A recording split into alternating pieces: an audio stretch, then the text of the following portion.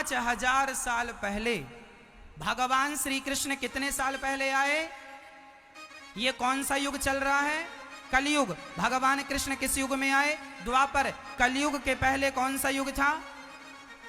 कलयुग के पहले द्वापर युग था। द्वापर में भगवान कृष्ण आए और द्वापर के अंत में आए। जब भगवान गए उसी दिन से कलयुग स्टार्ट हो गया। और सुनिएगा, भगवान को गए लगभग 5500 साल हुआ है। इस कलयुग को आए कितना साल हुआ? अभी लगभग 5500 साल। गूगल में सर्च करेंगे आ जाएगा। अब सुनना, भारत के वैज्ञानिकों को समुद्र के अंदर एक नगरी मिली है जिस नगरी का नाम द्वारिका है। टीवी पर यह न्यूज चली थी, अखबार में छपा था। ये 2 साल भी नहीं हुआ इस घटना को। अभी समुद्र के नीचे क्या मिली है? क्या मिली है? जोर से। द्वारिका। किसे मिली है? मुझे नहीं, साइंस को, साइंटिस्टों को, वैज्ञानिकों को, भारत के वैज्ञानिकों को मिली।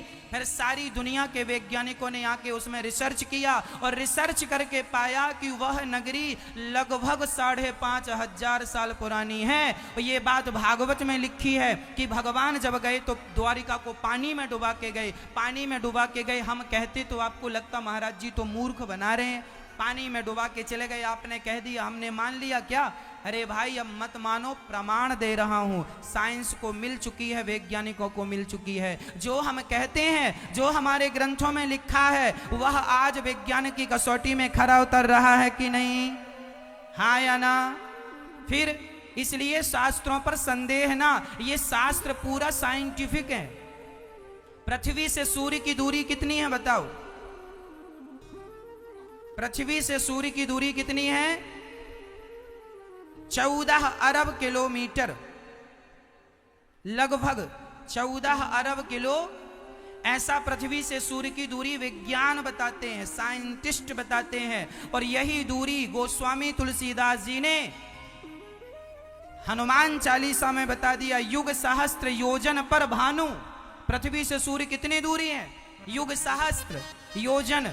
योजन मतलब 8 किलोमीटर, पर भानु मतलब कितने? युग सहस्त्र। 1000 युग का डिवाइड कर लो, आप गुणा भाग कर लो, वही दूरी निकल के आएगी जो दूरी आज साइंस के पास है। युग सहस्त्र योजन पर भानु, लील्योताहि मधुर फल जानू। ये सुंदरकांड की, सॉरी, हनुमान चालीसा की चौपाई है।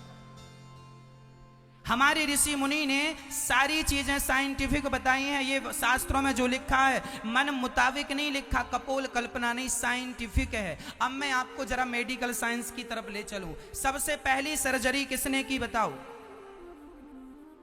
बताओ। नहीं, हम बताएंगे। सबसे पहली सर्जरी भगवान शंकर ने की थी गणेश जी की। गणेश जी का सिर कट गया तो उनके सिर पे कौन सा सिर लगाया? हाथी का।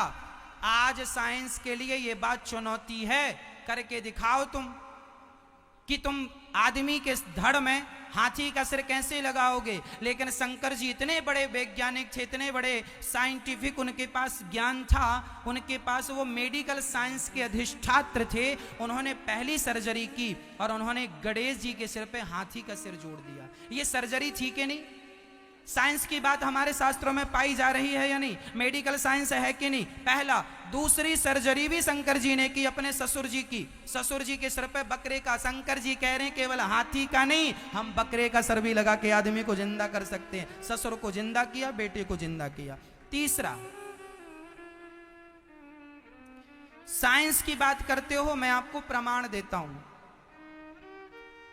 मेडिकल साइंस कितना गहरा हमारे शास्त्रों में है, जरा सुनिएगा। स्त्री के अंदर बेटा है कि बेटी है, यह बात पता कब चलती है? कितने महीने में पता चलती है? बोलो मेरी मां। आज तो लिंग परीक्षण के लिए सरकार ने बैन लगा दिया, लेकिन पहले लिंग परीक्षण हो जाता था कि बेटा है कि बेटी, मशीनों के द्वारा। तो ये लिंग परीक्षण गर्भावस्था में कितने महीने का गर्भ होने के बाद होता था? मुझे जरा बताओ। 3 महीने का। आप बता रहे हैं, ये मैं नहीं बता रहा हूं, आप बता रहे। बोल दिया ना आपने 3 महीना। 3 महीने के बच्चे का ही लिंग परीक्षण। 3 महीने के पहले बच्चे का लिंग बनता ही नहीं है। मां के पेट में संरचना चलती है ना।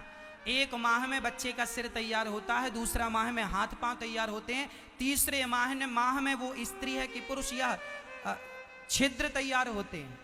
अब सुनना, ये बात साइंस को कब पता चली, आप लोगों को कब पता चली कि 3 महीने में पता चलेगा कि बेटी है कि बेटा? आज से लगभग 20-25 साल पहले। बस ये कब आया मार्केट में? ये साइंस ने, विज्ञान ने इतनी तरक्की कर ली मैया कि उन्होंने ऐसी मशीनें बना ली कि वो आपके बारे में ये पता लगा लेते हैं कि आपके पेट में बेटा है या बेटी है।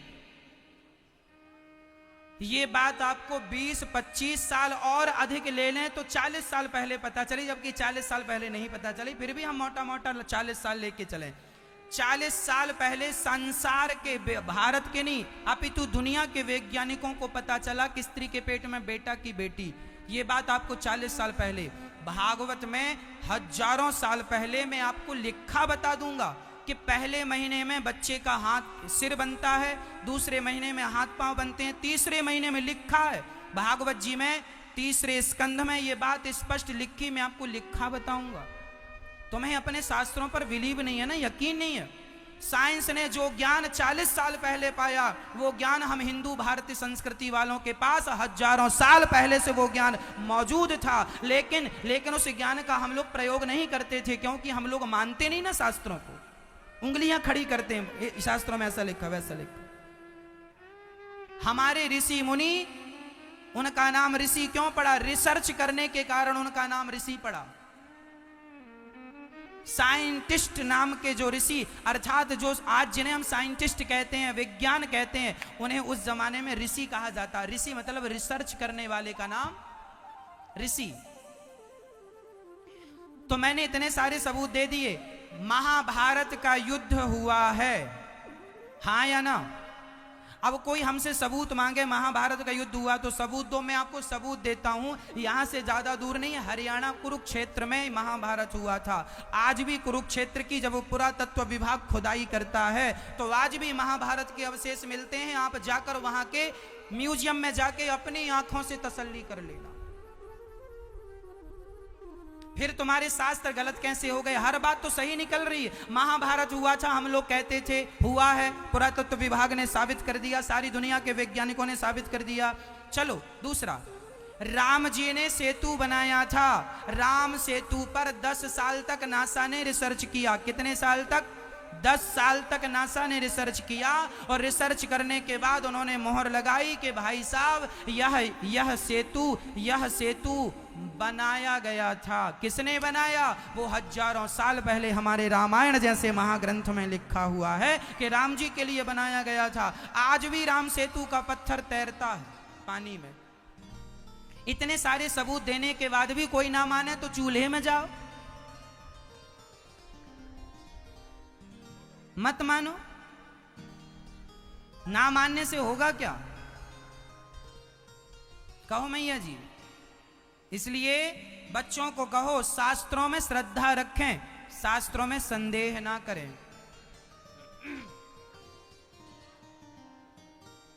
सूर्य कैसा दिखता है पास से? आपको पता है सूर्य कैसा दिखता है पास से? मैया नहीं, हम बताएंगे आपको। मधुमक्खी के छत्ते जैसा दिखता है सूर्य। हम नहीं कह रहे हैं, साइंस कहता है। साइंस कहता है कि सूर्य कैसा दिखता है पास से? मधुमक्खी के छत्ते जैसा। विज्ञान को यह बात अभी पता चली है 4 साल पहले कि सूर्य भगवान कैसे हैं? मधुमक्खी के छत्ते जैसे। ये आज पता चली, 4 साल पहले साइंस को, नासा के वैज्ञानिकों ने पता लगाया है। यही बात हमारे वेदों में हजारों सालों से लिखी। मैं आपको लिखा बता दूंगा कि उसमें लिखा है, वेद मंत्र है कि सूर्य भगवान मधुमक्खी के छत्ते जैसे। ये हजारों साल पहले हमारे यहां ज्ञान है, और ये वैज्ञानिकों को आज पता चल रहा है, अभी 4 साल पहले।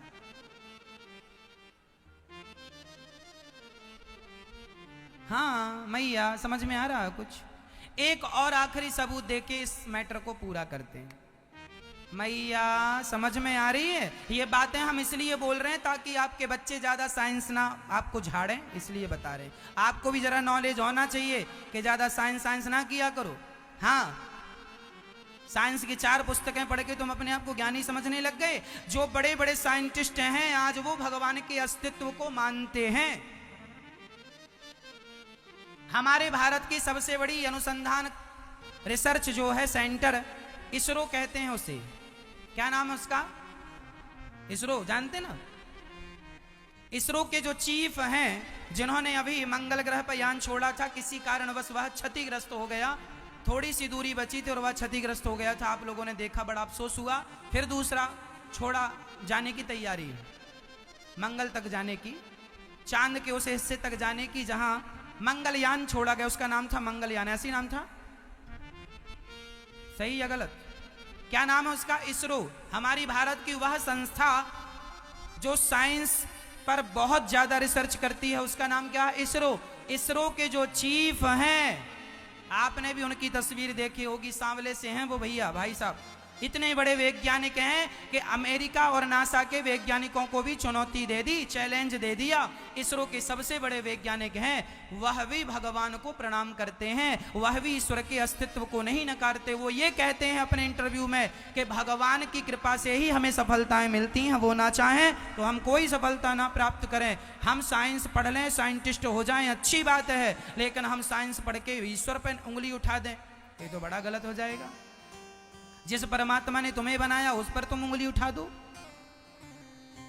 आखिरी सबूत, आखिरी प्रमाण मैं आपको देके इस बात को पूरी करूंगा। देने को तो बहुत सारे साइंटिफिक प्रमाण हैं मेरे पास, आपको पूरा समय इसी में चला जाएगा, पर फिर भी मैं आपको एक आखिरी और देता हूं। मैया ये बताओ कि आकाश में, अंतरिक्ष में कौन सी ध्वनि गूंज रही है? बताओ, बोलो। साइंस क्या कहता है इस बारे में? आपने कभी साइंस को पढ़ा, सुना? ये जो बातें हैं ये हम नहीं कह रहे हैं, साइंस का रिसर्च है, गूगल करके देख लेना तुरंत। आकाश में, अंतरिक्ष में, यहां से हजारों किलोमीटर ऊंचाई पर ब्रह्मांड में कौन सी ध्वनि गूंज रही है? जरा हमें बताइयो जोर से। क्या? ओम।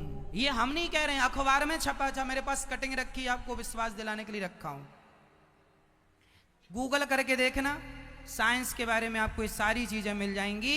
ये हम नहीं कह रहे हैं, अमेरिका और चाइना के जो बड़े बड़े वैज्ञानिक हैं उन्होंने यंत्र लगाए और वहां रिकॉर्ड किया अंतरिक्ष में हजारों किलोमीटर की ऊंचाई पे कि वहां ध्वनि क्या है। बहुत सूक्ष्मदर्शी यंत्र थे जो बारीक सी आवाज को भी कैद कर लें। उन यंत्रों के द्वारा जब उन्होंने सुना तो कौन सी ध्वनि निकली?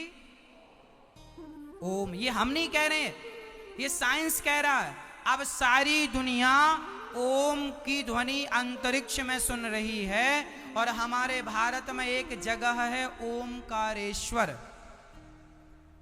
वो पूरी बनावट किसकी है? इसलिए उसका नाम ही पड़ा ओमकारेश्वर। वहां 12 ज्योतिर्लिंग में एक ज्योतिर्लिंग विराजमान है, नर्मदा मां का तट है। वह ऊपर से देखने में क्या है? पूरा ओम। कहने का तात्पर्य यह हुआ कि हमारे जो वेदों की शुरुआत होती है वो किससे होती है? ओम से। और अंतरिक्ष में क्या गूंज रहा है? ओम। इसका मतलब यही हुआ कि हमारे वेद पुराण बिल्कुल साइंटिफिक हैं कि जो सूर्य जप रहे हैं वही हम जप रहे हैं, हम गलत नहीं है। सूर्य भी ओम जप रहे हैं, अंतरिक्ष भी ओम जप रहा है और हम भी ओम नमो भगवते वासुदेवाय जप रहे हैं। तो हमारी पूजा भक्ति बिल्कुल साइंटिफिक है या नहीं? इसलिए शास्त्रों में संदेह नहीं, शास्त्रों में श्रद्धा हो। समझ में आ गई सारी बातें?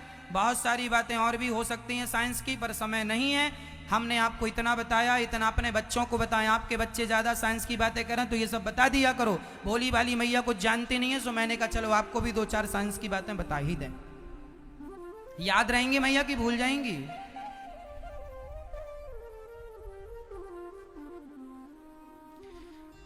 मुंबई में मैंने एक बहुत बड़े व्यक्ति का इंटरव्यू सुना। मुंबई के किनारे, वो समुद्र के किनारे चेयर डाल के गीता पढ़ रहे थे। वहां एक नौजवान बालक निकला और उसने कहा, अरे भाई साहब आप क्या पढ़ रहे हैं? हम गीता पढ़ रहे हैं। बच्चे ने कहा, क्या गीता पढ़ रहे हैं? साइंस पढ़िए, साइंस। हाँ, हम तो साइंस के स्टूडेंट हैं। तब उन्होंने गीता बंद करी, उस बच्चे को बिठाया, बेटा यहाँ बैठ, तू कहाँ पढ़ता है? उन्होंने यूनिवर्सिटी का नाम बताया, मैं फलानी यूनिवर्सिटी में पढ़ता हूँ।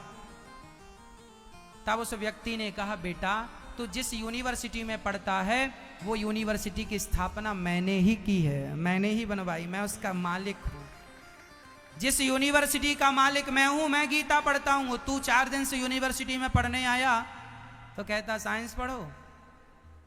साइंस पढ़ना चाहिए, रिसर्च करना बुरा नहीं है, लेकिन ईश्वर के अस्तित्व को नकार देना आपके अहंकार के कारण ये जरा गलत।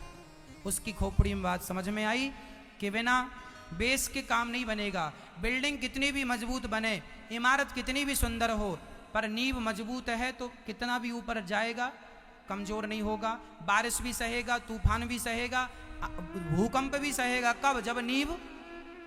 हम सभी भारतवासियों का वेश तो गीता रामायण ही है। यदि यहां से आप मजबूत हैं तो आप खूब आगे जाएंगे, कोई आश्चर्य नहीं इसमें। लेकिन ये वेश कमजोर है तो ऊपर जाके गिर जाएंगे जरा से तूफान, जरा सी आंधी में। स्वामी विवेकानंद जी ने अपने गीता और अपने ग्रंथों के बल पर सारी दुनिया में हिंदुस्तान की ध्वजा लहराई कि नहीं? किसके बल पर? गीता रामायण वेद पुराण के बल पर सारी दुनिया के बड़े बड़े लोगों का सिर झुका दिया, भारत का झंडा ऊंचा कर दिया स्वामी विवेकानंद जी ने। हाँ जी, पढ़ना लिखना बुरा नहीं है, लेकिन अपने ही अस्तित्व में तुम उंगलियां उठाओ तो ये हमें अच्छा नहीं लगता। खूब पढ़ जाओ भारत के बच्चों, और पढ़ के अपने भारत का नाम रोशन करो, है ना? ये थोड़ी कि तुम भारत के बच्चे पढ़ के अमेरिका में गए और वहां की चटनी खाने लगे और भारत को गालियां देने, अरे भारत में तो कुछ नहीं है, भारत में कुछ नहीं है। कई लोग भारत के लोग खाते पीते भारत की हैं, पले बढ़े यहां और गुणगान जमाने का गा रहे हैं। ऐसा आप लोग ना करना, मेरी प्रार्थना। जिस मिट्टी में खाए हो, कहावत है जिस पत्तल में खाए हो उसमें छेद। जियो मरो अपने देश के लिए, मरो अपने देश के लिए जियो। जो करना है देश के लिए करो। भगवान श्री कृष्ण को झूठा कलंक लगा दिया। क्यों लगाया कलंक? जो आपन चाहे कल्याणा, सुजस सुमति शुभ गति सुख नाना, सो पर नार लिलार गुसाई, तजऊ चौथ के चंद्र की नाई। जो स्त्री अपना कल्याण चाहती है, जो पुरुष अपना कल्याण चाहता है, वह पर नारी और पर पुरुष से बचे। हमें किससे बचना चाहिए मैया? पराई स्त्री से। आज भारत में सबसे बड़ी प्रॉब्लम क्या चल रही है जानते हो? आज हमारा चरित्र बिगड़ता जा रहा है। आज आप पढ़ लिख तो अच्छा रहे हैं, ग्रोथ तो अच्छी, तरक्की तो अच्छी, पैसा तो अच्छा कमा रहे हैं, पैसा तो कमा रहे हैं, पर अपना चरित्र गवा रहे हैं। आजकल के बच्चे चरित्र गवा लेते हैं अपना, जिसे कैरेक्टर कहते हैं सामान्य भाषा में। आपका चरित्र, आपका कैरेक्टर अच्छा होना चाहिए। यदि चरित्र गिर गया, चरित्र बिगड़ गया, तो फिर हम पैसा कमा के करेंगे क्या? इसलिए हमारे जीवन में हमारा घर बड़ा हो ना हो, हमारी कमाई बड़ी हो ना बड़ी हो, पर हमारा चरित्र बड़ा होना चाहिए, कैरेक्टर बड़ा होना चाहिए। हाँ या ना? हाँ कि ना? इसलिए चरित्रवान बनिएगा। एक बहन मेरे पास आई, रोने लगी, महाराज जी हमारे पति किसी महिला के चक्कर में पड़ गए हैं। सारी कमाई उसे देते हैं, सारा पैसा उसे देते हैं, हमारा छोटा सा बच्चा है, ना तो इसे देखते हैं, ना तो इससे बात करते हैं, ना हमारे पति घर आते हैं। पड़ोसन ने क्या जादू किया, दिन रात उसी के पास रहते हैं, सारी इनकम उसे, पैसा उसे देते हैं। मैं तो बर्बाद हो गई। मेरा हंसता खेलता घर पड़ोसन ने आग लगा दी। मेरे पति को अपने झूठे चंगुल में, प्यार के झूठे जाल में फंसा लिया। क्या बताएं महाराज जी, हमें लगता हम माँ बेटे आत्महत्या कर लें। आज ये समस्या लगभग हर गली हर मोहल्ले की है। आज बहुत सारी महिलाओं की ये समस्या है, महाराज जी हमारे पति का किसी पड़ोसन के साथ, किसी महिला के साथ चक्कर चल रहा है, अफेयर चल रहा है। क्या करूं मैं? एक बात बताएं मैया, एक स्त्री का घर बिगाड़ने में एक स्त्री ही जिम्मेदार होती है। एक स्त्री का घर एक स्त्री ही बिगाड़ती है। इसीलिए मैं भारत की सारी स्त्रियों को एक बात कहना चाहता हूं हाथ जोड़ के, और भारत के सारे पुरुषों को कहना चाहूंगा हाथ जोड़ के, कि आप अपने चरित्र से ना गिरिए। यदि आपने किसी के घर को बिगाड़ा, आपने किसी के घर को आंख उठाकर देखा, किसी के घर को बिगाड़ने की कोशिश की, तो विधाता ऐसे आपका घर बिगाड़ेंगे कि 7 जन्म तक बसाते बसेगा नहीं। यदि आपने किसी के बसे बसाए घर को उजाड़ा तो ईश्वर के घर देर है, अंधेर बिल्कुल नहीं है। मैया, एक गांव में एक वैश्या रहती थी। वह वैश्या गांव के सभी नौजवान बच्चों को बुला बुला के बर्बाद कर रही थी। गांव वाले बड़े चिंतित हो गए कि यह वैश्या तो गांव को गंदा कर देगी। एक संत गांव में आए तो गांव वालों ने हाथ जोड़ के कहा, महात्मा जी जरा हमारी विनती सुनो, ये वैश्या यहाँ आ गई है, भगाए भगती नहीं है, कुछ करो कि ये वैश्या चली जाए। संत जी ने कहा, अभी करता हूं।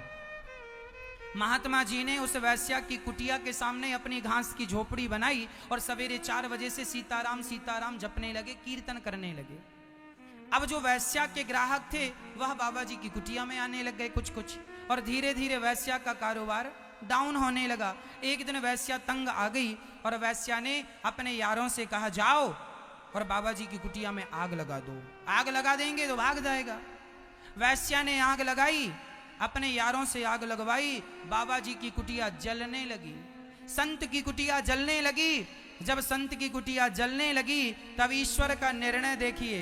परमात्मा जब निर्णय करते हैं ना तो उनका निर्णय अद्भुत होता है।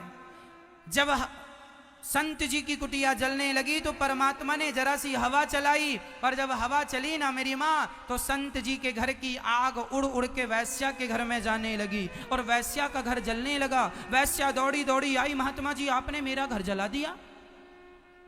संत जी ने कहा, देवी मैंने तेरा घर नहीं जलाया। फिर बोले, तेरे यार ने मेरा घर जलाया तो मेरे यार ने तेरा घर जला दिया, हिसाब बराबर हो गया। यदि आपने किसी के घर को जलाने की कोशिश की, उजाड़ने की कोशिश की, तो परमात्मा तुम्हारा क्या बसने देंगे। ईश्वर के घर देर है मैया, अंधेर नहीं है। इसलिए अपने पति में खुश रहो, किसी दूसरे के पति को देखने की जरूरत नहीं है। देखोगी तो अंधी भी हो जाओगी और तुम्हारा 7 जन्म तक घर बसेगा नहीं। ईश्वर ऐसा न्याय करेंगे। संसार की अदालत बिक सकती है, संसार का जज खरीदा और बेचा जा सकता है। परमात्मा की अदालत ना बिकती है, ना बेची जाती है, ना खरीदी जाती है। वहां सबका हिसाब। और कहते हैं ईश्वर की लाठी में आवाज भी नहीं होती, इसलिए कर्म दंड भोगने पड़ेंगे। यदि आपने किसी का घर बिगाड़ा तो फिर आपका बसेगा नहीं, 7 जन्म तक रोती रह जाओगी। इसलिए अपने पति के साथ मस्त रहा करो, खुश रहा करो। जैसा भी तुम्हारा पति, खुश रहा करो। किसी पत्नी की तरफ, किसी पति की तरफ देखने की जरूरत नहीं है। कल हमने कहा था कि पति की सेवा करना चाहिए, पर मैं आज यहां एक बात स्पष्टता से कह दूं, जिन स्त्रियों के साथ ये परेशानी है, आपका पति किसी दूसरी महिला के चक्कर में है, तो आपको इस स्थिति में क्या करना चाहिए मैं वो बता रहा हूं। भगवान ना करे ये मुसीबत आप पर आए, पर आ जाए तो क्या करना वो कान खोल के सुन लो। यदि आपका पति किसी महिला के चक्कर में पड़ जाए और आपको पता चल जाए कि इस महिला के चक्कर में पड़ा है, तो पहले उस महिला को प्यार से समझाओ, देख समझ जा, दोबारा मेरे पति की तरफ देखना मत। वार्निंग दे दो। नहीं समझती फिर भी वो आपके पति से मिलना जुलना रखती है, तो उसके घर में घुस के उसकी चोटी पकड़ के घसीट के बाहर निकालो, चप्पलों से पिटाई करो। अब फिर भी तुम्हारा पति ना माने तो फिर पति की पिटाई करो। ये नालायक है, दुष्ट, ऐसे चरित्रहीन के संग रहना पतिव्रता नारी को शोभा नहीं देता। यदि मैं सीता हूं तो तुम्हें भी राम बनना होगा। यदि पत्नी पतिव्रता है तो पति को भी पत्नीव्रता होना चाहिए। सीता को राम ही मिलते हैं, सीता को रावण तो नहीं मिलते। इसलिए समझा दो अपने अपने पतियों को, ठीक ठीक रास्ते पर चला करें, नहीं तो काली बन जाया करो। तुम्हारा भोलापन, यदि तुम दुर्गा हो, यदि तुम अन्नपूर्णा हो, तुम लक्ष्मी हो, तो तुम महाकाली भी हो। अपने रूप को पहचानो। जरूरत पड़ने पर दुर्गा, जरूरत पड़ने पर अन्नपूर्णा, जरूरत पड़ने पर लक्ष्मी और जरूरत पड़ने पर महाकाली का रौद्र रूप ले लिया करो, तब ये सुधरेंगे। तुम्हारे पति लोग नहीं सुधरने वाले नहीं है। हाँ या ना बोलो सही। या फिर महाराज जी हमारे पति का चक्कर है, अब हम जा रहे हैं मायके जा रहे हैं। कई भोली भाली महिलाएं इतनी भोली होती हैं, वो तुम्हारा पति तो चाहते ही है कि तुम भाग जाओ, वो तो चक्कर में पड़े ही है दूसरी महिला के, और तुम और भाग जाओगी तो घर में लाएगा। इसलिए कहता हूं जंग छोड़ के भागने से अच्छा है जंग को जीतो। तुम्हारा पति है, यदि रास्ता भटक गया है, उस पति को सही रास्ते में लाना पत्नी का धर्म होता है। बचाओ अपने पति को। मेरी बात सुना देना अपने अपने पतियों को, गलती ना करें, नहीं तुम बोल देना मैं महाकाली बन जाऊंगी। भय बिन हो ही न प्रीत, बिना भय के प्रीति नहीं होती। आजकल का पुरुष स्त्री को बहुत सीधा समझता है। वैसे कई स्त्रियां भी पतियों को जमाती रहती हैं, कल ही सज्जन बता रहे थे। हाँ। तो आप लोग वैसे ही देखो, ज्यादा यदि आप लोगों का स्वभाव तेज हो और ज्यादा यदि मारती वारती हो पति को, तो जरा कम कर देना, नहीं तो पति जी कहेंगे महाराज जी हम तो पहले ही पिटते रहे, आप और पिटवाने के चक्कर में हो। हम तो न्याय संगत नीति संगत बात कर रहे हैं। तुम्हारा पति रास्ता भटक जाए उसके लिए दंड है ना। पति पर हाथ उठाने का हमारे सनातन धर्म में कोई विधान नहीं है, पर फिर भी मेरी मैया जैसे तुम्हारे पति माने वैसे पति को मनाओ। यदि नहीं मनाओगी तो घर तो तुम्हारा बिगड़ रहा है कि नहीं। फिर इसलिए राम जी समुद्र के सामने हाथ जोड़ के खड़े थे, मान जाओ समुद्र भैया रास्ता दे दो, मान जाओ। 3 दिन हो गए नहीं आया। राम जी बोले रुक, लाओ धनुष मेरा, और धनुष ला के अग्नि बाण चढ़ाया, धनुष कांपता हुआ गए, बचाओ बचाओ बचाओ पाही माम पाही माम। भगवान बोले 3 दिन से हाथ जोड़े खड़े थे, तब खोपड़ी में बात समझ में नहीं आ रही थी। इसलिए कई लोग बातों से नहीं मानते, उनको लाते ही चाहिए। तो जो बातों से माने उन्हें बातों से समझाओ, और जो लातों से माने लातों से समझाओ। तुम्हारा पति बातों से माने तो बातों से समझा दो, नहीं फिर आखिरी ऑप्शन। रास्ता ना भटके कोई, चरित्रवान बनना है। ना पुरुष अपने रास्ते से भटके, और ना यदि पत्नी रास्ता भटक जाए, यदि वो अपने पुरुष को धोखा देती है, यदि वो अपने पति को छोड़कर पर पुरुष के साथ जाती है, तो ऐसी पत्नी को पहले समझाया जाए। यदि ना समझे तो ऐसी पत्नी का परित्याग कर दिया जाए। पुरुष के लिए भी वही ऑप्शन, नारी के लिए भी वही ऑप्शन। दंड देकर उसका दंड देकर उसका परित्याग कर दिया जाए। यदि नारी अपने स्वरूप से भटक गई, यदि अपने पति को छोड़ के पर पुरुष से संबंध बनाती है, ऐसी स्त्री का परित्याग कर देना चाहिए। पहले समझाओ, मान जा, गलत रास्ते पर चली गई है, आजा लौट के रास्ते पर। पति समझाए, ना समझे तो मार के समझाए, फिर भी ना समझे, तीसरा ऑप्शन है त्याग। त्याग देना चाहिए ऐसी स्त्री को। इसलिए कुल मिला के हम ये कहना चाहेंगे कि आप अपने रास्ते पर रहो और कदापि अपने रास्ते से भटको मत। चरित्रवान पत्नी रहे और चरित्रवान पति रहे तो मारने पीटने की नौबत ही क्यों आएगी? आएगी। इसलिए हमें यहां तक तो जाना ही नहीं है, हमें तो केवल सम्मान से रहना है, सम्मान देना है, सम्मान लेना है और विशेष चरित्र का ख्याल रखना।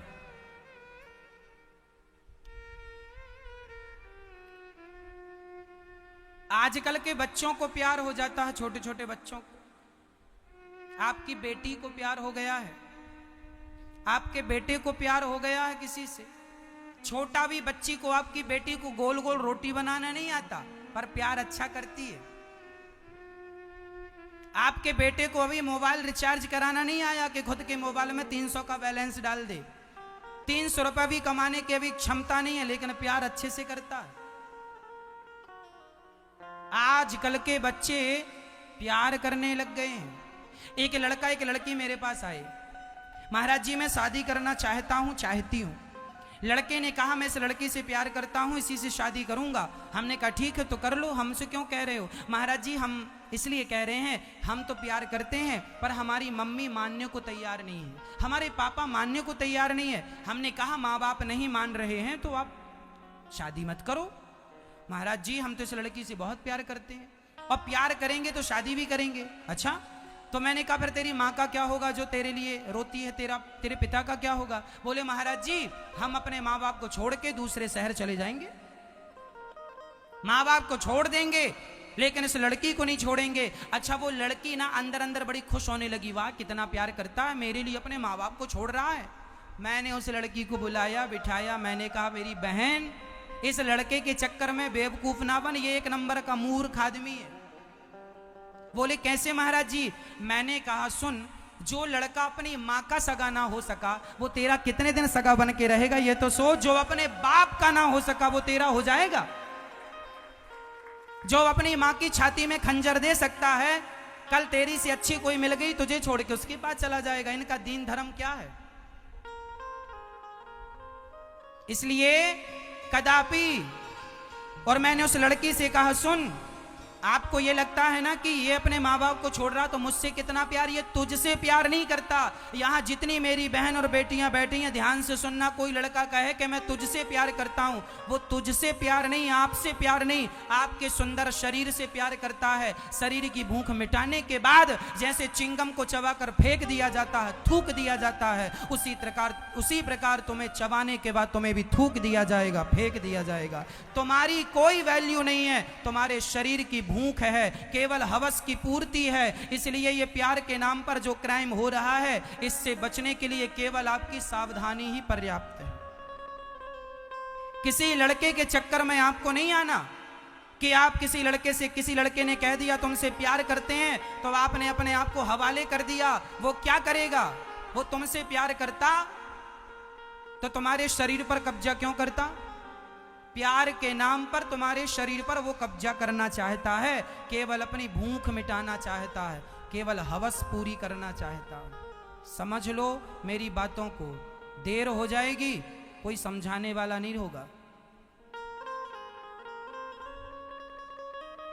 कितनी लड़कियां शादी कर लेती हैं भागकर, लव मैरिज और कोर्ट मैरिज कर लेती हैं, पर कोर्ट मैरिज और लव मैरिज की शादियां 100 में से 95% शादियां फ्लॉप होती हैं, फेल होती हैं। हाँ या ना? मैं सारी जिंदगी मेरी समाज में ये देखते देखते जा रहा।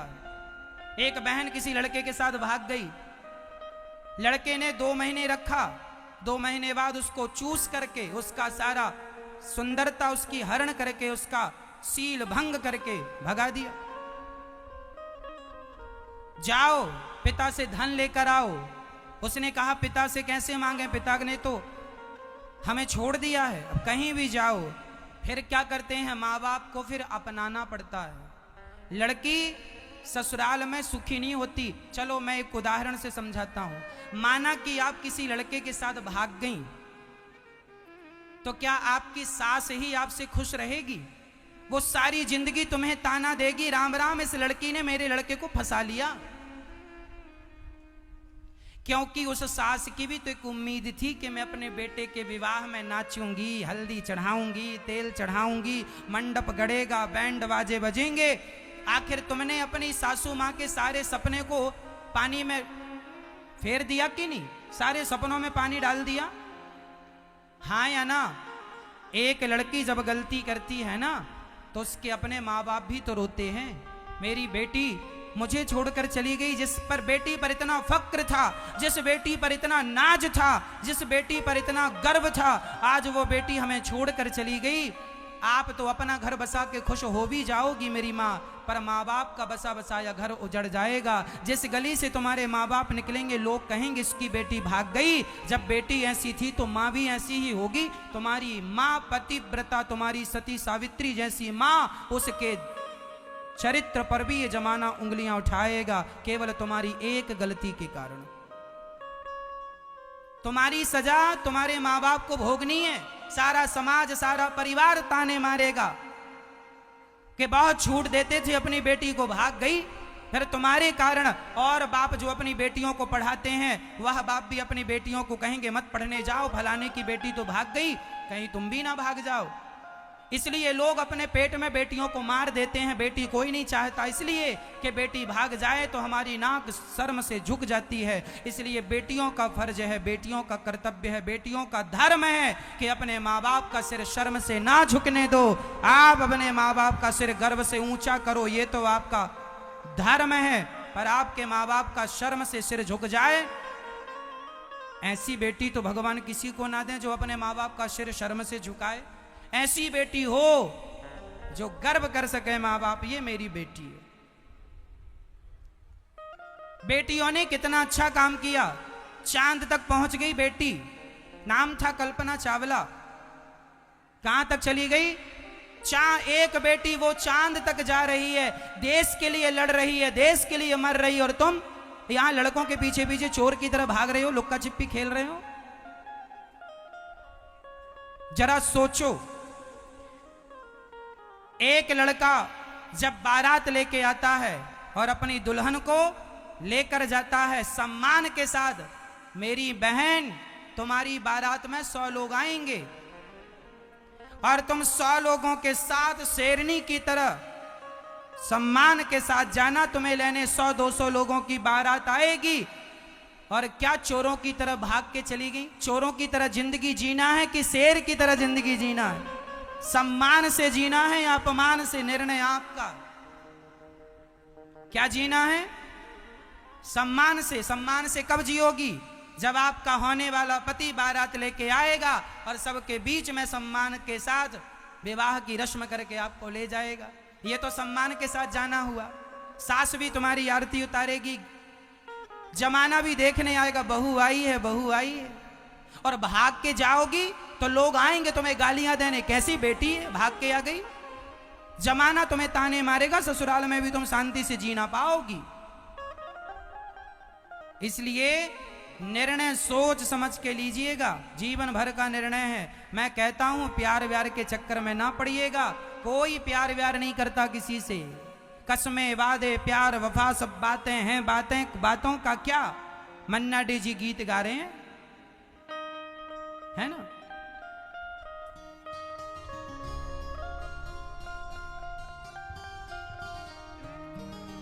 कोई किसी का नहीं ये झूठे, कोई किसी का नहीं ये झूठे, नाते हैं नातों का क्या, कसमें वादे प्यार वफा सब बातें हैं, बातों का क्या, कसमें वादे प्यार वफा सब बातें हैं, बातों का क्या। इसलिए अपनी माँ का दिल ना दुखाना, अपने पिता का दिल बिल्कुल ना दुखाना। का यमुना से 5वां, उज्जैन में मित्रविंदा से 6वां, सत्या से 7वां, भद्रा से 8वां, लक्ष्मणा से भौमासुर नाम के दैत्य को मार के भगवान ने उसकी 16,100 कन्याओं को जेल से आजाद किया। और भगवान ने टोटल विवाह किए 16,108। हर कन्या से विवाह कर लिया। अच्छा, भगवान ने जानकर विवाह नहीं किया, मजबूरी यह थी भगवान की कि उन कन्याओं से विवाह करना इसलिए पड़ा। वो कन्याएं कह रही थी विवाह नहीं करेंगे तो हम मर जाएंगे, अब हमें कोई स्वीकार करेगा नहीं, इसलिए भगवान ने उन कन्याओं से विवाह किया और टोटल विवाह हो गए 16,108। इसके बाद भगवान रुक्मणी जी से बात करते हैं। अनिरुद्ध उषा का विवाह संपन्न हुआ है, बाणासुर का उद्धार हुआ है, राजा नृग पर भगवान ने कृपा की है। पौंड्रक काशीराज द्विविद का उद्धार किया है।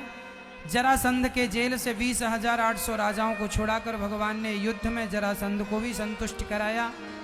और इसके बाद शिशुपाल की 100 गालियां सुनकर शाल्व और दंतवक्र का उद्धार करते हैं। भगवान के परम भक्त का नाम था सुदामा। कृष्णस्यासीत् सखा कश्चित् ब्राह्मणो ब्रह्मवित्तमः विरक्त इंद्रियार्थेषु प्रशांतात्मा जितेन्द्रिय। मैया किसे ढूंढ रही हो? बैठी यहां देख रही,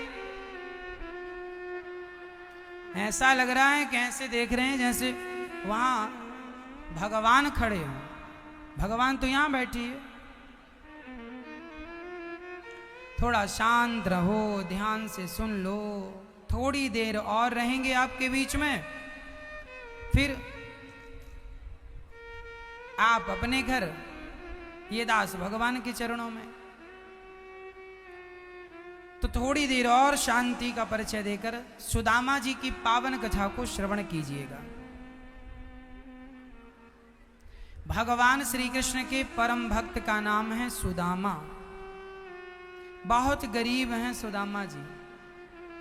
कोई रोटी की भी व्यवस्था नहीं, जीवन में बहुत अभाव है। ना कपड़े हैं पहनने को, ना खाने को बढ़िया सी रोटी है, ना रहने के लिए कोई बढ़िया घर ही है। सुदामा जी के पास कुछ भी नहीं था, पर एक चीज थी। क्या? कृष्ण भक्ति, कृष्ण प्रेम। यदि हमारे पास पहनने को कपड़े हो, खाने को रोटी और रहने को घर हो, सब हो, पर कृष्ण प्रेम ना हो तो सब होना भी बेकार है। और कुछ ना होकर भी यदि कृष्ण प्रेम है तो ये समझिएगा कि आपके पास सब कुछ, आप दुनिया के सबसे अमीर व्यक्ति हैं। क्योंकि आपके पास वह अनमोल वस्तु है जिसके लिए बड़े बड़े साधु संत भी तड़पते हैं और तरसते हैं। क्या है आपके पास? भगवत प्रेम है। सुदामा जी के पास कपड़े नहीं थे। अच्छा देखो, कुछ लोगों के पास आज भी कपड़े नहीं हैं, आज भी घर नहीं है और आज भी रोटी नहीं, पर तब में और अब में अंतर क्या है? सुदामा जी के पास कपड़े, रोटी और घर नहीं थे, पर नहीं होने की वो शिकायत कभी नहीं करते थे। और आज किसी के पास कुछ ना हो तो वह शिकायत करता है। हमारे पास कुछ नहीं है पर हमें कोई शिकायत नहीं है। नहीं है तो जैसे रखें राम जी, रहना चाहिए। सीताराम सीताराम कहना चाहिए। नहीं है तो कोई बात नहीं, भगवान की मर्जी, तेरी मर्जी का मैं हूं गुलाम, मेरे अलवेले राम। भगवान सुख में रखेंगे मैं सुख में रहूंगा, दुख में रखेंगे दुख में रहूंगा। जिंदगी की डोर सौंप हाथ दीनानाथ के, महलों में रखें चाहे झोपड़ी में वास दे। जैसे रखेंगे हम वैसे रहेंगे। शिकायत नहीं। सुदामा जी के जीवन में शिकायत नहीं थी। जब सुदामा की ऐसी हालत भगवान ने देखी, एक दिन भगवान ब्राह्मण बन के सुदामा के घर चले गए। सुशीला मिली, सुशीला से कहा भिक्षाम देही। सुशीला ने कहा मेरे घर में कुछ नहीं है, गरीबी ने जन्म लिया है, मैं आपको क्या दूं? तब भगवान ने कहा अपने मित्र को द्वारिका क्यों नहीं भेजती हो? आज सुशीला अपने पति सुदामा जी से कहती है आप अपने मित्र से मिलने क्यों नहीं जाते? सुदामा जी बोले जाकर क्या करूंगा? अरे कुछ मांग लेना। सुदामा जी बोले राम राम, क्या मैं अपने मित्र से कुछ मांगने जाऊं? क्या मांगना उचित है? सुदामा ऐसे भक्त हैं कि वो भगवान से भी मांगना, प्रारब्धवश भाग्यवश जो मिल जाए वो खाकर अपना गुजारा करते हैं। मांगने की आदत नहीं। किसी से मांगो मत। सुदामा भगवान से भी नहीं मांगते। आज सुशीला ने कहा जाओ, खाली हाथ कैसे जाएं? तो 4 मुट्ठी चावल लेकर के गए सुदामा जी। फटे से कपड़े में बांध दिया माता सुशीला ने। सुदामा जी चले चले चले चलते चलते। अच्छा सुदामा जी इतने दुबले पतले थे कि ऐसा लग रहा था शरीर में हड्डी हड्डी बची, मांस रोटी थी नहीं घर में खाने को। गरीबी बहुत थी। मैया थोड़ा शांत रहो भैया। अच्छा, सुदामा जी जब चलते चलते 2-4 किलोमीटर चले, थक गए। रास्ते में एक आदमी मिला, पूछे क्यों भैया ये द्वारिका कहाँ है? अच्छा, सुदामा जी कहाँ के थे? पोरबंदर, गुजरात। पोरबंदर से सुदामा जी चले द्वारिका। बहुत पास नहीं है पोरबंदर से द्वारिका, दूर है। हमने चेक तो नहीं किया गूगल में, पर लगभग 200 किलोमीटर के लगभग तो होनी चाहिए, लगभग इतनी दूर द्वारिका, लगभग 200 किलोमीटर। सुदामा जी 4 किलोमीटर चलकर थक गए और चलना था 200 किलोमीटर, और एक हड्डी रह गई थी, शरीर बिल्कुल ढांचा रह गया था। एक आदमी से पूछा, भैया ये द्वारिका कितने दूर है? वो आदमी हंसने लगा, जिससे पूछा, अरे भाई तुम हंसते क्यों हो, बताओ द्वारिका कितने दूर है? उस आदमी ने कहा, ऐसी हालत में ऐसे शरीर से द्वारिका नहीं पहुंचा जा सकता, इतने दूर है कि तुम इस शरीर से तो नहीं ही पहुंच सकते। जब आप अपनी सफलता के लिए चलते हैं ना, तब आपको रास्ते में ये कहने वाले जरूर लोग मिल जाते हैं कि तुम सफल नहीं हो सकते, तुम इस काम में सफलता हासिल नहीं कर सकते। ऐसा कहने वालों के मुंह ना लगना। जीवन में जब आप अपना काम करते हैं, तरक्की करते हैं, अपने आप को सफल करते हैं, तो रास्ते में ये कहने वाले लोग बहुत मिलते हैं कि तुम ये नहीं कर पाओगे, तुम सफल नहीं हो पाओगे, तुम ये बिजनेस, तुम ये व्यापार नहीं कर पाओगे। पर इनकी बातों में लगने की जरूरत नहीं है। सुदामा यदि उसकी बातों में लग के घर लौट जाते तो क्या द्वारिका मिलती? ऐसे लोगों के बातें सुन के डिलीट कर देना चाहिए। सुदामा बोले, यदि मेरा लक्ष्य पक्का है और मेरी भक्ति पक्की है तो मैं नहीं जा सकता द्वारिका तक, तो कोई बात नहीं, द्वारिकाधीश ही आएंगे मुझे लेने के लिए। विश्वास के साथ चल पड़े। जब भक्त विश्वास के साथ चलता है तो स्वयं भगवान गाड़ी लेकर सच्ची आ गए। सुदामा जी की हिम्मत छोड़ी थी चलने की, और सुदामा जी चल भी ना पाते, रास्ता भी तो पता नहीं था, कभी यहां जा रहे हैं कभी यहां जा रहे हैं। उस जमाने में कोई हाईवे तो था नहीं, पगडंडी थी, वो भी कहीं जाकर पगडंडी खत्म हो जाती, अब किस तरफ जाना है पता ही नहीं है। तब भगवान गाड़ी लेकर आए और भगवान बोले, बाबा कहाँ जा रहे हो? सुदामा बोले, भैया द्वारिका जा रहा हूं। अच्छा, हम भी द्वारिका जा रहे हैं, चलो। सुदामा बोले, हमें ले चलोगे? हाँ हाँ। सुदामा जी को गाड़ी में बिठा लिया। ये कोई और नहीं, गाड़ी लेकर भगवान। जब भक्त रास्ता भटक जाता है ना, तो सच्ची कहता हूँ किसी ना किसी रूप में भगवान ही रास्ता बताने के लिए आते हैं, वह ईश्वर ही है। जीवन में जब कोई आपका सच्चा मार्गदर्शन कर दे तो समझ लेना कि उस रूप में परमात्मा ही आए और उन्होंने ही आपका मार्गदर्शन किया। ना जाने किस रूप में नारायण मिल जाए। इसलिए कहता हूँ सबका आदर, सबका सम्मान किया करो, पता नहीं किस रूप में परमात्मा घर में आके चले जाए। हर स्वरूप का सम्मान हो, हर व्यक्ति का आदर हो, ना काहू से दोस्ती ना काहू से बैर। कबीरा खड़ा बाजार में सबकी चाहे खैर, सबकी खैरियत चाहते हैं कबीरदास जी। सुदामा जी चले, गाड़ी पर बैठे हैं। बचपन की बातें करते करते सुदामा जी पहुंचे द्वारिका। भगवान ने यूं ही पहुंचा दिया। सुदामा द्वारिका में उतर गए, भगवान अंतर्धान हो गए। सुदामा जी द्वारिका वालों से कन्फर्म करते हैं, भैया क्या यही द्वारिका है? हाँ हाँ यही है। तुम्हें किससे मिलना है? सुदामा जी बोले, हम कृष्ण कन्हैया से मिलने आए। अच्छा, तो क्या कुछ भीख भीख लेने आए हो? सुदामा बोले, ना भीख नहीं लेने आए, हम उनसे मिलने आए हैं, वो हमारे मित्र हैं। अच्छा, सुदामा जी जब कहते थे ना कि मैं इनका मित्र हूं तो लोग हंसते थे, सुदामा जी का मजाक बनाते थे। अमीरी अच्छी है, पर अमीरी पाकर कोई गरीबों का मजाक बना ले, ये अच्छा नहीं है।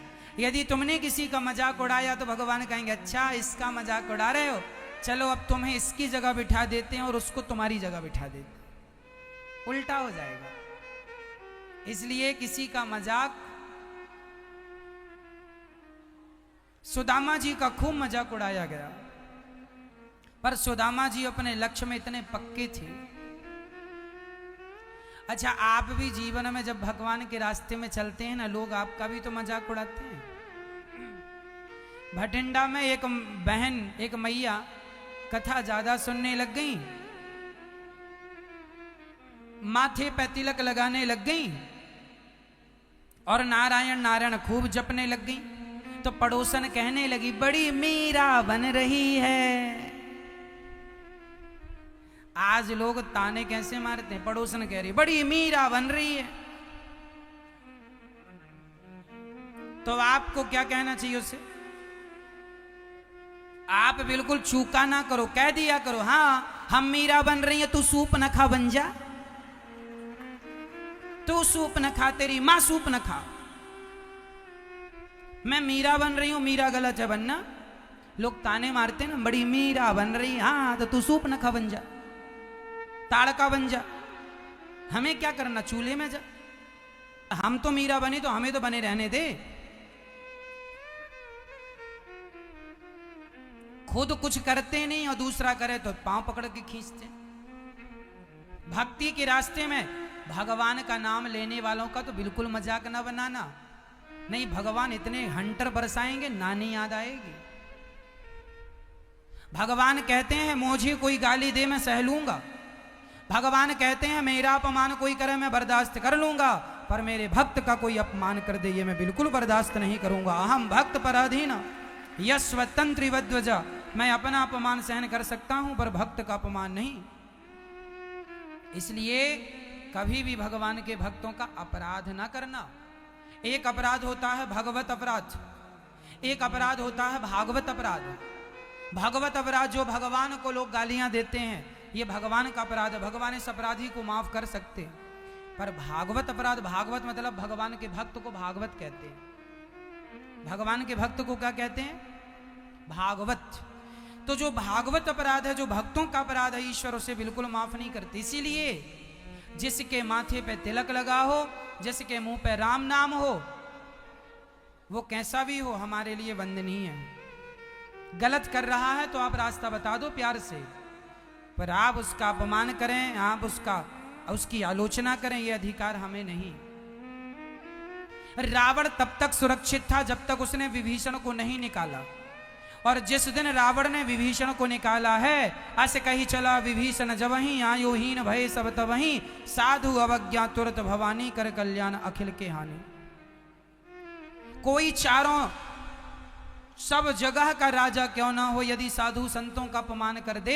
रावण ने विभीषण का अपमान किया और घर से लात मार के निकाला, तो रावण ने विभीषण को जिस दिन से निकाला है, रावण ने विभीषण को नहीं अपने भाग्य को ही लात मार के निकाल दिया। उसी दिन से रावण का सर्वनाश चालू हो गया, जिस दिन से रावण ने। अच्छा, राम जी लंका में तब तक नहीं गए जब तक विभीषण था कि मेरा भक्त है, रावण कैसा भी है मेरे भक्त की शरण में है, मैं इसका कुछ नहीं बिगाड़ूंगा।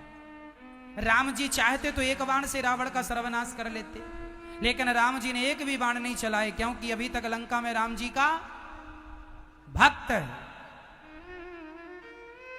रावण कैसा भी था पर विभीषण की शरण में था, और अब तो रावण ने लात मार के निकाल दिया। उसी दिन से उसकी उल्टी गिनती चालू हो गई। किसी भी प्रकार से भक्त का अनादर ना हो, भक्त का अपमान ना हो। आप भी माथे पे तिलक लगाया करो, आप भी सिखा रखा करो चोटी। आजकल बच्चे चोटी नहीं रखते। चोटी मतलब एंटीना, सिग्नल आएगा यहीं से, सॉफ्टवेयर यहीं से तो डाउनलोड होते हैं। चाणक्य की चोटी थी, आपके बच्चों की चोटी नहीं है, सिखा नहीं है। इसलिए ये बच्चे गधे हो रहे हैं, गा से गधा। गा से गणेश नहीं बनेंगे क्योंकि एंटीना कटवा दिया, खत्म। नेटवर्क अच्छे मिल रहे हैं मोबाइल में, नेट अच्छा काम कर रहा है, तुरंत चीजें डाउनलोड हो जाती हैं, हाँ या ना। बस भक्त भगवान की कनेक्टिविटी यहीं से है डायरेक्ट, ऊपर से यहीं से ईश्वर सब डालते रहते हैं। एंटीना होना चाहिए। चोटी सिखा, बच्चों की सिखा रखा करो, बुद्धिजीवी बनेंगे, चाणक्य बनेंगे। और नहीं रखा बाल, नहीं रखी चोटी, नहीं रखी शिखा, गधे तो फिर हैं ही। बच्चों को कहो माथे पे तिलक लगाया करें। अच्छा ये बताओ, हमारी संस्कृति का बचाव हम नहीं करेंगे तो क्या पाकिस्तान से लोग आएंगे? यदि हिंदू लोग ही शिखा नहीं रखेंगे, हिंदू लोग ही तिलक नहीं लगाएंगे, हिंदू लोग ही कथा और भागवत नहीं सुनेंगे, हिंदू लोग ही अपने धर्म का अनुसरण नहीं करेंगे, तो क्या पाकिस्तानी आएंगे तिलक लगाने के लिए? क्या वो राम राम जपने आएंगे? फिर तुम्हारी संस्कृति का प्रचार कौन करेगा? तुम्हारे धर्म का प्रचार कौन करेगा? आपको खुद करना पड़ेगा। और धर्म के रास्ते में जब हम चलते हैं तो हमें देख करके दूसरों को भी चलने की प्रेरणा मिलती है। तिलक लगाया करो माथे पे। मुसलमान को टोपी लगाने में कोई परहेज नहीं है, पर हिंदुओं को तिलक लगाने में, शिखा रखने में परहेज है। जब तुम्हें अपने धर्म से ही प्यार नहीं है तो धर्म तुम्हारी रक्षा कैसे करेगा भाई? हमारे सरदार भाई अपने पगड़ी पहनते हैं, उन्होंने पगड़ी लगाना नहीं छोड़ी, और तुम हिंदुओं ने तिलक लगाना, शिखा रखना सब छोड़ दिया। तुलसी छोड़ दी, माला छोड़ दिया, सब छोड़ दिया। हिंदुओं के पतन का कारण यही है। आज मुसलमान का लड़का सवेरे टोपी लगा के और नमाज पढ़ने जाता है, लेकिन हिंदू का बच्चा सवेरे से मोबाइल गेम खेलता है, लेकिन वो न सूर्य भगवान को जल चढ़ाता ना मंदिर जाता है। जब तुम्हारे बच्चे धर्म की बात सीखेंगे नहीं, जानेंगे नहीं, पढ़ेंगे नहीं, तो धर्म का पालन कैसे करेंगे बताओ? कौन सिखाएगा? पाकिस्तान से आएंगे तुम्हारे बच्चों को सिखाने के लिए धर्म का पाठ? फिर क्यों नहीं सिखाती हो मैया? तिलक लगाया करो, शिखा रखा करो, कंठी पहना करो। पालतू कुत्ते के गले में पट्टा होता है, जो कुत्ते के गले में पट्टा है वो पालतू कुत्ता है, और जिस कुत्ते के गले में पट्टा नहीं वो फालतू है। उसी तरह जिसके गले में तुलसी की माला, माथे पे तिलक है, ये सब भगवान के पालतू भक्त हैं, और बाकी सब फालतू हैं। तो फालतू काहे बनना, पालतू बनो। गले पे तुलसी होनी चाहिए, तुलसी की माला। सोना चांदी कितना भी पहनो, पर तुलसी जब गले में होती है और हम जल से स्नान करते हैं, तुलसी का स्पर्श होते ही वह जल गंगा जल हो जाता है। और तुलसी जिसके गले में होती है वह आदमी प्राण त्याग दे तो वह कभी नरक नहीं जाता, वह भगवान के परम धाम को जाता है, क्योंकि तुलसी उसके गले में। तुलसी की बड़ी महिमा है। आज बड़ी बड़ी कंपनियों ने, दवाई की कंपनियों ने तुलसी का अर्क बनाना स्टार्ट कर दिया है। बड़ी बड़ी ब्रांडेड कंपनियों में तुलसी का अर्क मिलने लग गया है, हाँ या ना? जो लोग कहते थे तुलसी की पूजा तो ये मूर्ख लोग करते हैं, जो लोग तुलसी का कभी अपमान किया करते थे, आज सारी दुनिया ये बात जान गई है कि तुलसी के अंदर, तुलसी के अर्क में, तुलसी के रस में हजारों प्रकार की बीमारियों को नष्ट करने की ताकत है। सबसे बड़ी एंटीबायोटिक तुलसी का रस है, तुलसी है, ये मैं नहीं, रिसर्च कह रही है। बड़ी बड़ी कंपनियां तुलसी का अर्क बेचने लग गई हैं। इसलिए कहता हूं तुलसी पहना करो, तुलसी का पत्ता खाया करो, तुलसी घर में लगाया करो। ये तुलसी मां है। हिंदुओं की पहचान यही तो है। तुम्हारा तिलक, तुम्हारी शिखा। पहले लिखा जाता पहले घर के सामने लिखा जाता था श्री राम जय राम जय जय राम, राधे कृष्ण राधे। आजकल लिखा जाता कुत्तों से सावधान। ये घर किसका है? कुत्तों का। लिखा ये कुत्तों से सावधान। किसका घर है ये बताओ? कुत्तों का। लिखा ही ना, साहब ने लिखा कुत्तों से। यहां कौन रहता? कुत्ते रहते हैं। उन्होंने खुद लिखा, हम तो कह नहीं रहे। अब आदमी को कुत्ता ही बनना है तो क्या कर? गधा, गा से गधा पढ़ोगे तो कुत्ता ही बनोगे, गा से गणेश पढ़े होते तो कुछ अक्कल होती। इसलिए पढ़ो, पढ़ेगा इंडिया तो बढ़ेगा इंडिया। पढ़ाई केवल रट्टू तोता नहीं है, पढ़ लिया रट लिया बस एग्जाम दे दिए। पढ़ाई चरित्र में होनी चाहिए, चरितार्थ होना चाहिए। उस पढ़ाई को चरितार्थ करो, सफल बनो। आपको सफल बिजनेसमैन, सफल व्यापारी बिजनेसमैन बनना है, सफल से सफल व्यक्ति बनना है। उसके लिए आपको मेहनत करनी पड़ेगी, पसीना बहाना पड़ेगा। बातों को ध्यान से सुनना होगा। भगवान श्री कृष्ण ने सुदामा जी से मित्रता की और सुदामा जी द्वार पर खड़े हैं। द्वारपालों से कहा, जाओ मेरे मित्र को कह दो कि मैं बचपन का मित्र आया हूं। सुदामा के द्वारपाल भगवान के आए और द्वारपालों ने कह दिया